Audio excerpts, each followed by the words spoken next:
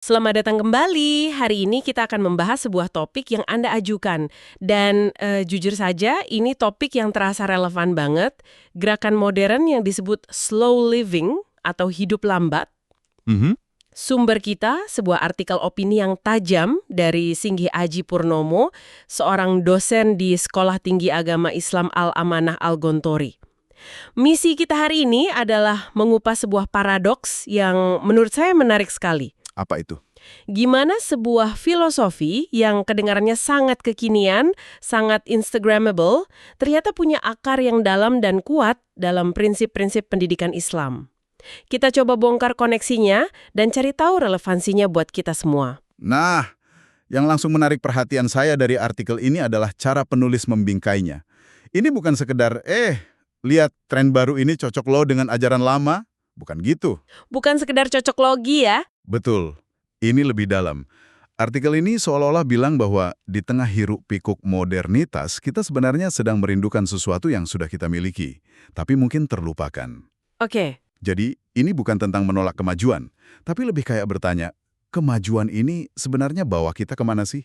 Dan kemudian mencari kembali kompas yang lebih tua dan lebih bijaksana. Oke, mari kita mulai dari dasarnya dulu, karena istilah slow living ini sering banget disalahartikan. Iya, betul. Banyak yang mengira ini artinya kita harus berhenti produktif, pindah ke desa, terus berternak ayam gitu kan. Tapi artikel ini meluruskan itu. Jadi, apa sebenarnya intinya? Tepat sekali. Kesalahpahaman itu hambatan pertama. Artikel ini menegaskan slow living itu bukan berarti lamban atau malas. Intinya adalah mengevaluasi kembali prioritas untuk fokus pada apa yang benar-benar penting. Ini sebuah tindakan yang disengaja, bukan pasif. Ada 3 pilar utama yang dijelaskan di sini. Pertama, mindfulness atau perhatian. Kesadaran penuh pada momen saat ini. Jadi kalau lagi minum kopi, ya benar-benar ngerasain kopinya, bukan sambil cek email di ponsel. Persis, itu dia. Terus pilar kedua adalah sustainability atau keberlanjutan. Ini tentang gimana kita hidup selaras dengan alam, bukan mengeksploitasinya. Oke. Dan yang ketiga, yang mungkin paling penting, adalah intentional living, hidup yang disengaja. Artinya, setiap pilihan yang kita buat, dari apa yang kita beli sampai cara kita habiskan waktu luang, itu dilakukan dengan sadar, sesuai nilai-nilai kita. Bukan cuma ikut-ikutan arus atau tekanan sosial ya. Betul. Jadi ini semacam, pemberontakan personal yang sunyi terhadap budaya hustle yang menuntut kita untuk terus lari lebih cepat? Yap, bisa dibilang begitu. Kalau gitu, apa imbalan dari pemberontakan ini? Apa hasil yang dijanjikan kalau kita berani sedikit melambat? Imbalannya, menurut argumen di artikel ini, sangat holistik. Dari dalam, ini menjanjikan peningkatan kesehatan mental. Logikanya sederhana sih. Gimana tuh? Ya, ketika kita nggak lagi merasa kayak dikejar-kejar sama daftar tugas yang nggak ada habisnya, tingkat stres dan kecemasan kan menurun. Lalu dari luar, ini memperkuat ikatan komunitas. Kenapa bisa gitu? Karena kita jadi punya ruang dan energi untuk benar-benar hadir saat bersama orang lain, untuk memelihara hubungan yang bermakna. Pada akhirnya, semua ini bermuara pada sesuatu yang lebih besar, penemuan tujuan hidup yang lebih dalam.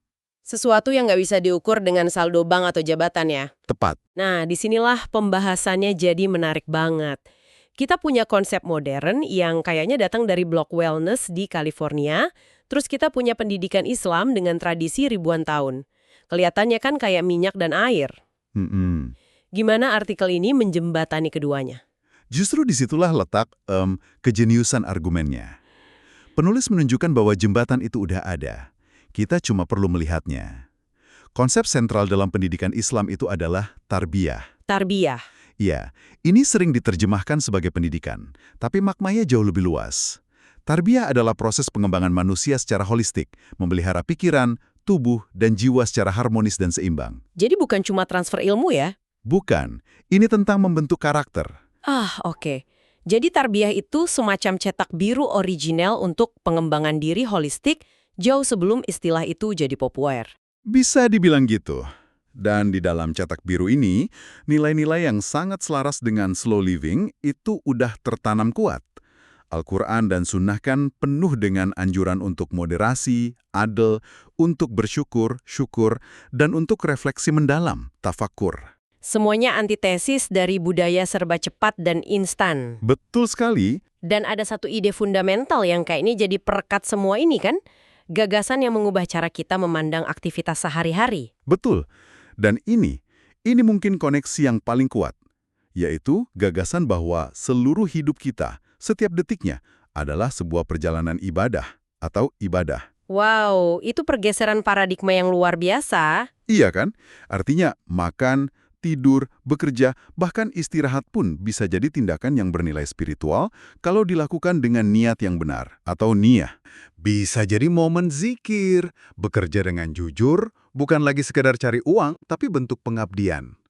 Konsep intentional living dari slow living ini ketemu sempurna dengan konsep hidup yang berlandaskan niyah dalam Islam. Oke, jadi kita punya koneksi filosofis yang kuat. Artikel ini kemudian memecahnya jadi beberapa pilar praktis yang bisa kita lihat dalam ajaran Islam. Mari kita bedah satu persatu. Pilar pertama, tentang mindfulness atau tafakur. Ya, tafakur. Ini sering diartikan refleksi. Tapi ini bukan sekedar melamun ya. Bukan? Ini kegiatan kognitif dan spiritual yang aktif untuk merenungkan ciptaan Tuhan demi memahami keagungannya. Al-Quran, seperti yang dikutip di artikel, kan secara eksplisit mengajak kita untuk memikirkan penciptaan langit dan bumi. Nah, pertanyaannya, gimana mungkin kita bisa melakukan tafakur yang mendalam kalau pikiran kita terus-terusan dibombardir notifikasi dan jadwal yang padat? Nah, akan bisa. Makanya, slow living ini secara alami menciptakan ruang mental untuk perenungan semacam ini. Saya suka ide menciptakan ruang itu. Tapi, mari kita realistis. Buat banyak orang yang kerja 2 pekerjaan atau ngurus keluarga, ruang itu terasa kayak kemewahan yang mustahil. Pertanyaan yang valid sekali. Gimana filosofi ini menjawab tantangan ekonomi yang nyata?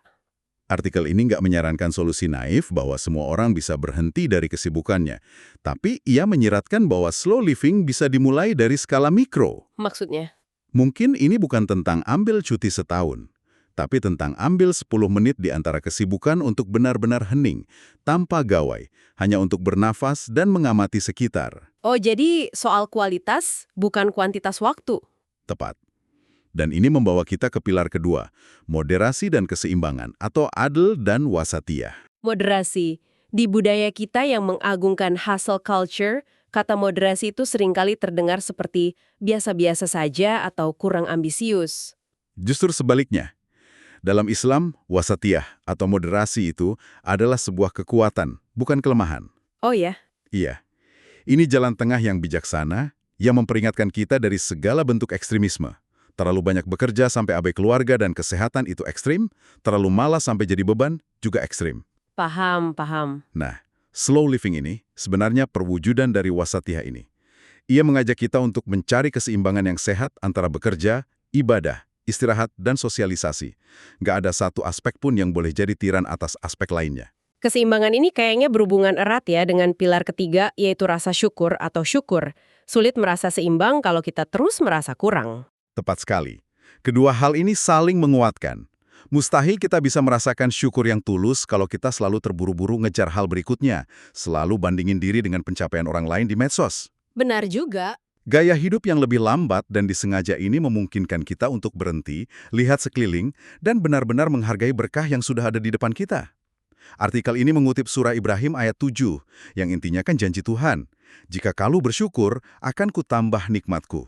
Ini bukan sekedar motivasi ya, tapi formula spiritual. Betul, syukur membuka pintu bagi lebih banyak keberkahan, sementara keluhan dan ketidakpuasan itu menutupnya. Lalu pilar terakhir membawa kita dari level personal ke tanggung jawab yang lebih besar. Tentang keberlanjutan dan peran kita sebagai pengelola di bumi. Ya, ini poin yang krusial banget di zaman kita. Konsep slow living yang sangat peduli pada keberlanjutan, seperti beli produk lokal, kurangi sampah, hidup minimalis, ternyata beresonansi sempurna dengan konsep Islam tentang manusia sebagai khalifah. Sebagai pelayan atau pengelola di muka bumi. Betul, status khalifah ini bukan lisensi untuk mengeksploitasi alam sesuka hati loh. Justru sebaliknya, ini amanah. Tanggung jawab suci untuk menjaga dan merawat ciptaan Tuhan. Jadi, kalau seseorang memilih nggak beli fast fashion karena alasan etis dan lingkungan? Dari sudut pandang Islam, dia sedang menjalankan tugas kekhalifahannya. Sesederhana itu. Kerangka filosofisnya sangat kuat dan meyakinkan, tapi seperti yang sering terjadi kan ada jurang antara teori yang indah dan aplikasi di dunia nyata. Gimana artikel ini menyarankan kita menerapkannya, khususnya dalam konteks pendidikan? Penulis memberikan beberapa langkah yang sangat konkret. Pertama, lewat desain kurikulum. Ini bukan berarti nambah mata pelajaran baru Slow Living 101 ya. Bukan ya? Bukan. Tapi lebih tentang mengintegrasikan nilai-nilai ini ke pelajaran yang sudah ada. Misalnya, di pelajaran studi Islam, bisa ada modul tentang etika konsumsi. Di pelajaran ilmu sosial, siswa diajak menganalisis dampak industri modern. Tujuannya menanamkan kesadaran, bukan cuma hafalan? Persis. Jadi bukan cuma diajarkan apa itu tafakur, tapi juga diberi waktu dan ruang untuk benar-benar mempraktekkannya di sekolah. Oke. Poin kedua itu tentang manajemen waktu. Siswa perlu diajarkan bahwa waktu, dalam perspektif Islam, adalah aset paling berharga. Artikel ini mencontohkan gimana Nabi Muhammad memanfaatkan waktu dengan sangat bijak dan seimbang. Jadi tujuannya bukan bikin siswa jadi santai, tapi bantu mereka membedakan antara sibuk dan produktif. Tepat. Mana yang benar-benar memberi nilai dan mana yang cuma buang-buang waktu. Ini juga menyentuh aspek sosial kan, bukan cuma soal pengembangan diri individu. Tentu. Poin ketiga adalah keterlibatan komunitas. Sekolah bisa jadi motor penggeraknya. Daripada cuma fokus pada kompetisi akademik yang individualistis, sekolah bisa menginisiasi proyek komunal. Contohnya seperti apa? Misalnya, program berkebun bersama, kegiatan sukarela di panti jompo, atau pasar barang bekas. Kegiatan-kegiatan ini membangun empati dan rasa kebersamaan. Dan yang terakhir, dan mungkin yang paling berat, adalah peran para pendidik itu sendiri. Nah, ini tantangan sekaligus kunci keberhasilan. Guru itu kan role model. Akan sulit banget bagi siswa untuk menyerap nilai keseimbangan dan ketenangan kalau mereka lihat gurunya sendiri selalu stres, terburu-buru, dan kewalahan. Beban yang berat untuk guru ya. Memang, tapi artikel ini melihatnya sebagai sebuah panggilan. Dengan mencontohkan kehidupan yang seimbang dan penuh syukur, seorang guru bisa memberikan pelajaran yang jauh lebih berdampak daripada 1000 ceramah di kelas. Mengajar dengan cara hidup mereka. Betul sekali. Mengapa gagasan ini, perpaduan antara slow living dan nilai Islam, terasa begitu mendesak sekarang? Dan apa hambatan terbesarnya? Relevansinya jelas banget kalau kita lihat sekitar.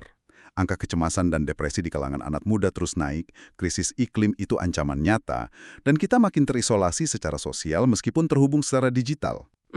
Artikel ini berargumen bahwa pendekatan holistik yang ditawarkan ini adalah jawaban yang sangat dibutuhkan untuk krisis-krisis ini. Tapi hambatannya juga sebesar relevansinya. Filosofi ini seperti berenang melawan arus yang sangat deras. Sangat deres. Tantangan terbesarnya adalah budaya kepuasan instan. Instant gratification. Kita terbiasa dapat apapun dengan sekali klik. Menunggu itu dianggap penderitaan. Ditambah lagi tekanan sosial untuk terus naik level kan? Iya, rumah lebih besar, mobil lebih baru, jabatan lebih tinggi. Nilai-nilai seperti kesederhanaan, kecukupan, dan perhatian itu seringkali dianggap aneh, bahkan dicap sebagai kemalasan atau kurang ambisi. Lalu, bagaimana kita bisa melawannya? Apakah ini perjuangan yang sia-sia? Menurut penulis, ini bukan perjuangan yang bisa dimenangkan sendirian. Perlu upaya kolektif. Pendidik di sekolah, orang tua di rumah, bahkan pembuat kebijakan perlu kerjasama untuk menciptakan ekosistem yang mendukung nilai-nilai ini. Jadi ini pergeseran budaya yang harus dimulai dari komunitas kecil. Tepat. Untuk meyakinkan orang, kita sering butuh bukti kan?